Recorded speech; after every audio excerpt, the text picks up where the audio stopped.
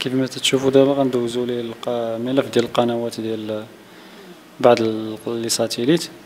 كما تشوفوا لاست ديال لي شانال هو الفوقاني، الدوسي الفوقاني. اخوان، واحد المساله هنايا راه ضروري خاصكم ديروها، راه ما يمكنش يدوز لكم عادي. كما تشوفوا حتى خرجنا ودخلنا للسوفتوير عاد ممكن داز الملف ديال القنوات. هذه هي الطريقه باش دوزوا الملف ديال القنوات، راه ما يدوز لكمش عادي.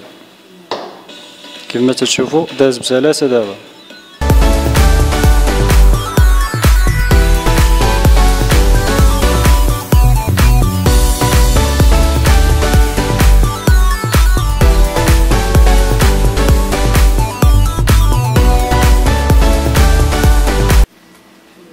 هادو هما لي ساتيليت اللي تيدخلوا في الملف ومرفوقين بالتي ان تي. حتى قنوات ديال التي ان تي لا في النايل سات لا في اوتيل سات 5 في استرا في ووتبورد كاينين قنوات ديال التي ان تي مرفوقه معاه، يعني ما تحتاج تدخل الفريكونس. القنوات البين سبور اللي قدامكم دابا راهم تيتفتحوا بالسيرفور ديال الفوريفر 109.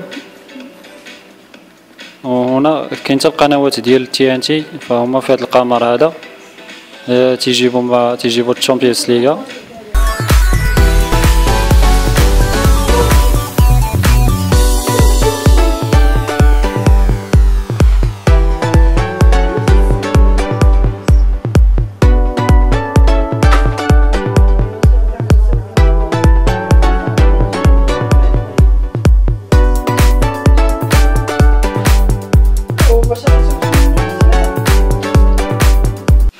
نمشيو الان طريقه التفعيل ديال السيرفور. فلا بد من نكونيكتاو الريسيبتور بالكونيكسيون. طريقه التفعيل ديال السيرفور كما تشوفوا هنا واحد المعلومه باش تدوز باش تاكتيفي السيرفور، فلا بد من الضغط على الرقم 3 في التليكوموند. تيطلع لك هذا الطابلو بنو او يس، غدير يس، من تما غدير اوكي صافي، يتفعل لك السيرفور ديال الفورفور اللي المده ديالو كيف ما غتلاحظوا فهي عامين. كيف ما تلاحظوا كيف ما تشوفوا قدامكم فهي عامين.